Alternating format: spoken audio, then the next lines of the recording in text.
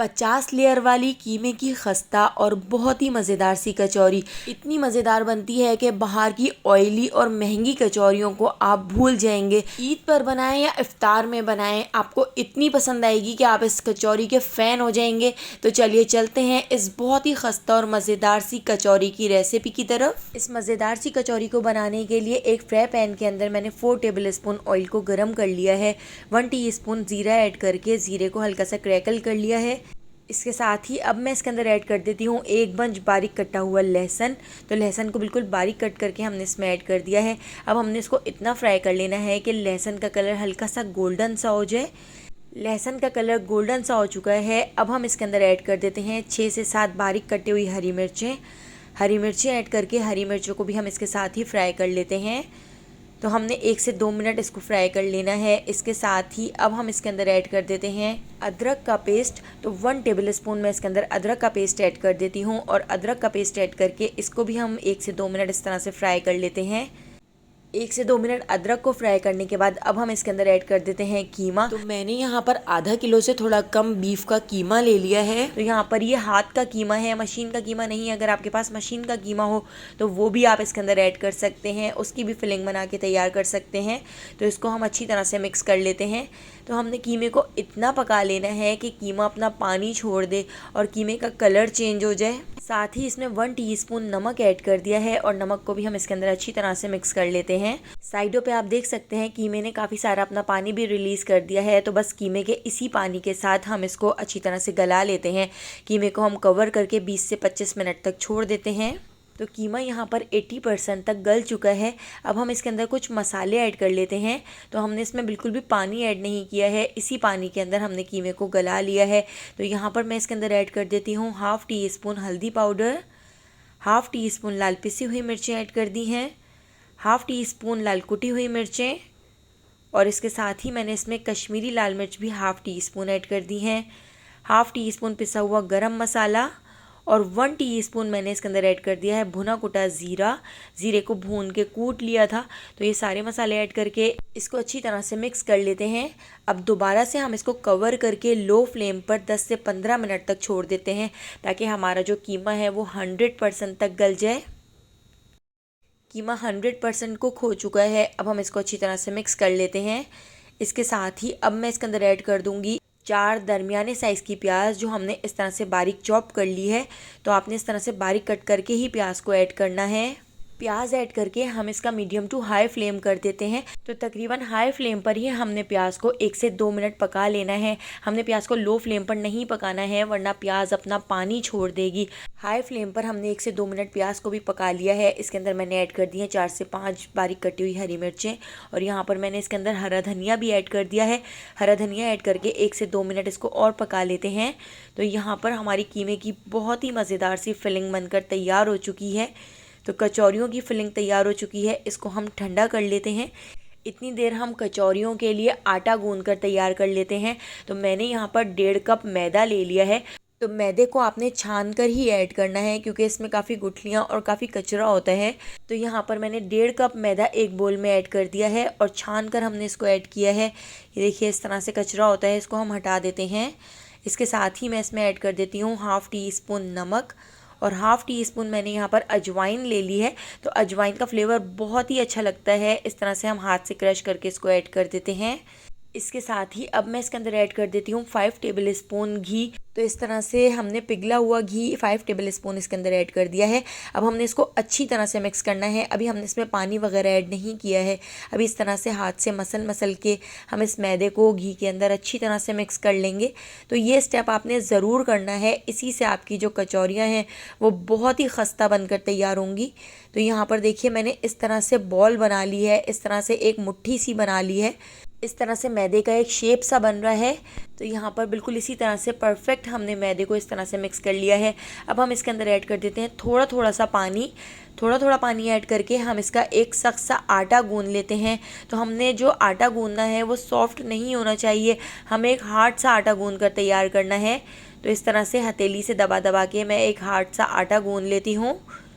तो देखिए यहाँ पे हमने आटे को भी गूंद कर तैयार कर लिया है। इसके ऊपर मैं हल्का सा घी लगा देती हूँ ताकि इसके ऊपर लेयर ना जमे। अब हम इसको कवर करके आधे घंटे के लिए छोड़ देते हैं ताकि आटा हमारा अच्छी तरह से सेट हो जाए। इतनी देर में हमारी कीमे की फिलिंग भी ठंडी हो जाएगी। तो चलिए अब हम अपनी बहुत ही मज़ेदार सी कचौरियाँ बनाना शुरू करते हैं। तो आटा भी सेट हो चुका है। आटे को हमने रोलिंग मैट के ऊपर रख लिया है। हथेली से इस तरह से दबा दबा के 1 से 2 मिनट हम इसको और नीट कर लेते हैं। तो देखिए कितना सख्त सा हमने यहाँ पर आटा गूंद कर तैयार कर लिया है। अब हम इसके पेड़े बना लेते हैं। तो इस आटे के मैं 8 पेड़े बनाकर तैयार कर लेती हूँ। 1.5 कप मैदे से हमारी बहुत सारी कचौरियाँ बनकर तैयार हो जाएंगी। तो यहाँ पर मैंने 8 पेड़े बनाकर रख लिए हैं और इन पेड़ों को अब मैं एक कपड़े से ढककर इसको मैं 15 मिनट के लिए छोड़ देती हूँ ताकि ये थोड़े से लाइट से हो जाएं। इतनी देर हम एक मिक्सचर बनाकर तैयार कर लेते हैं। तो मैंने यहाँ पर 3 टेबल स्पून कॉर्नफ्लोर के अंदर 5 टेबल स्पून घी ऐड कर दिया है। घी ऐड करके इसको हम अच्छी तरह से मिक्स कर लेते हैं और इसका पेस्ट बना लेते हैं। इस मिक्सचर से हमारी जो कचौरियाँ हैं उनकी लेयर बहुत ही ज़बरदस्त सी आएगी। 50 लेयर वाली हमारी कचौरियाँ बनकर तैयार होंगी।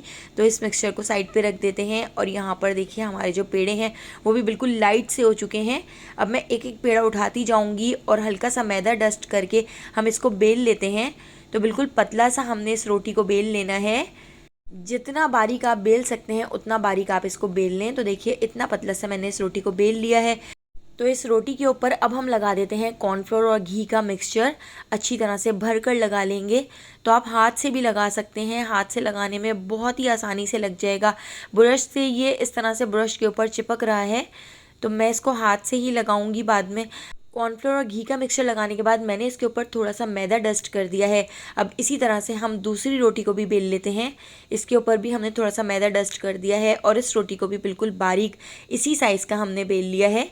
और रोटी बेलने के बाद मैंने इसको दूसरी रोटी के ऊपर रख दिया है और इसके ऊपर भी अब हम कॉर्नफ्लोर और घी का मिक्सचर लगा देते हैं। हाथ से इस तरह से फैला के अच्छी तरह से चारों कोनों तक लगा देंगे। और इसके ऊपर देखिए अब मैंने मैदा भी डस्ट कर दिया है। मैदे को भी इसके ऊपर हम फैला देते हैं। इतनी बेहतरीन लेयर जमती है कि मैं आपको बता नहीं सकती। तो देखिए थर्ड रोटी को भी हमने इसी तरह से बेलकर इसके ऊपर ऐड कर दिया है। इसके ऊपर भी हमने मैदे और कॉर्नफ्लोर का मिक्सचर लगाकर इसके ऊपर हमने मैदा डस्ट करके इस तरह से आटों की 8 रोटियां हमने बेलकर इसी तरह से हमने तैयार कर ली हैं। अब इसको मैं इस तरह से बेल लेती हूँ। तो इन 8 रोटियों को मैं इस तरह से बेल लेती हूँ। तो हमने बिल्कुल अच्छी तरह से इसको थोड़ा बड़ा कर लेना है। तो यहाँ पर आप देख सकते हैं इतने बड़े साइज़ का मैंने इसको कर लिया है। अब दोबारा से हम इसके ऊपर कॉर्नफ्लोर और घी का मिक्सचर लगा देते हैं। तो अच्छी तरह से भरकर मैंने इसके ऊपर कॉर्नफ्लोर और घी का मिक्सचर लगा दिया है। इसके ऊपर दोबारा से मैंने मैदा डस्ट कर दिया है। मैदा डस्ट करने के बाद अब मैं इस तरह से इसका एक रोल बना लेती हूँ। तो इसमें बिल्कुल भी एयर नहीं होनी चाहिए, बिल्कुल गैप नहीं होना चाहिए। अच्छी तरह से हमने इस तरह से इसका एक रोल बनाकर तैयार कर लिया है। तो देखिए कितना बड़ा सा हमने यहाँ पर रोल बना लिया है। अब हम इस रोल की कटिंग कर लेते हैं। तो 1-1 इंच के फासले से इस तरह से मैं इस रोल की कटिंग कर लेती हूँ। तो छुरी से हम इस तरह से इसकी कटिंग कर लेते हैं। आप चाहें तो आप थ्रेड से भी इसकी कटिंग कर सकते हैं। तो देखिए कितनी सारी ढेर सारी लेयर बनकर इसकी तैयार हुई हैं। इस तरह से अब हमने एक पेड़ा ले लिया है। अब इस पेड़े को मैं किसी बाउल से या किसी फ्लैट चीज़ से इस तरह से दबा लेती हूँ। इसके ऊपर हमने बिल्कुल भी कोई बेलन वगैरह नहीं चलाना है। बेलन चलाने से इसकी सारी लेयर ख़त्म हो जाएंगी। आप हाथ से भी इस तरह से प्रेस करके इसको थोड़ा सा बड़ा कर सकते हैं। इस तरह से हाथ से हमने इसको थोड़ा सा बड़ा कर लिया है। अब इसी तरह से दूसरा पेड़ा ले लिया है।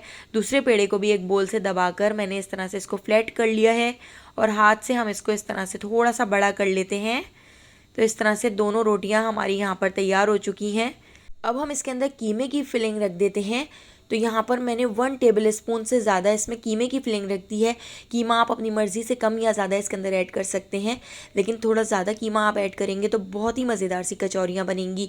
अब हम दूसरी रोटी को इसके ऊपर रख कर इस तरह से हाथ से दबा लेते हैं। इस तरह से दबाने के बाद अब मैं इसकी डिज़ाइनिंग बनाऊंगी जो बहुत ही ज़बरदस्त सी लगेगी। आप बाज़ार की कचौरियों को भूल जाएंगे जो बहुत ज़्यादा महंगी मिलती हैं और बहुत ज़्यादा ऑयली भी होती हैं, लेकिन हम यहाँ पर बहुत ही परफेक्ट और बहुत ही मज़ेदार सी कचौरियाँ बना रहे हैं। तो यहाँ पर देखिए मैं इसका जो डिज़ाइन बना रही हूँ आप देख सकते हैं कि मैं किस तरह से इसका डिज़ाइन बना रही हूँ। पहले हल्का सा इस तरह से मैं इसको लंबा कर लेती हूँ और इस तरह से फोल्ड करके इस तरह मैं ऊपर की तरफ इसको चिपका देती हूँ। तो देखिए फ्लावर वाला हमारा यहाँ पर कचौरियों का डिज़ाइन बनकर तैयार हो चुका है। इस तरह से थोड़ा सा फ्लैट करके लंबा करने के बाद इस तरह से हम इसको फोल्ड करके ऊपर की तरफ चिपका देंगे।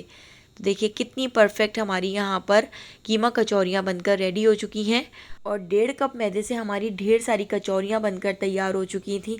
तो देखिए इस तरह से मैंने फ्लावर वाला डिज़ाइन इसका बना लिया है। अब हम इनको फ्राई कर लेते हैं। तो इन कचौरियों को फ्राई करने के लिए आपने कोई जल्दबाजी नहीं करनी है। आपने मीडियम टू लो फ्लेम पर ऑयल को गर्म करना है और हमने यहाँ पर लो से थोड़े से ज़्यादा फ्लेम पर हमने इन कचौरियों को फ्राई करना है। आपने मीडियम फ्लेम नहीं करना है, हाई फ्लेम नहीं करना है, वरना इसके ऊपर बबल्स आना शुरू हो जाएंगे और आपकी जो कचौरियाँ हैं वो बिल्कुल भी खस्ता नहीं बनेंगी। मीडियम या हाई फ्लेम पर फ्राई करेंगे तो बिल्कुल भी कचौरियों वाला टेक्सचर नहीं आएगा। तो आपने इन कचौरियों को लो से थोड़े से ज़्यादा फ्लेम पर फ्राई करना है। तो इन कचौरियों को फ्राई करने में 25 से 30 मिनट का टाइम लग सकता है, क्योंकि लो से हमने थोड़े से ज़्यादा फ्लेम पर गोल्डन सा कलर आने तक इनको फ्राई कर लिया है। तो देखिए माशाल्लाह हमारी कितनी परफेक्ट और कितनी मज़ेदार, बाज़ार से भी ज़्यादा अच्छी कचौरियाँ बनकर तैयार हो चुकी हैं। तो मैं आपको तोड़ कर दिखाती हूँ। देखिए कितनी खस्ता कचौरियाँ बनी हैं। तो अगर आपको मेरी ये रेसिपी पसंद आई हो तो लाइक, शेयर और सब्सक्राइब करना बिल्कुल भी मत भूलिएगा और बेल आइकॉन के नोटिफिकेशन को आपने ज़रूर ऑन करना है, क्योंकि डेली मैं आपके लिए बहुत ही मज़ेदार सी रेसिपीज़ लेकर आती हूँ। तो उन सारी रेसिपीज़ का नोटिफिकेशन आपको फ़ौरन मिल सकेगा और आप मेरी सारी वीडियोज़ वॉच कर सकेंगे। आने वाली वीडियो तक मुझे दीजिए इजाज़त। अल्लाह हाफ़िज़।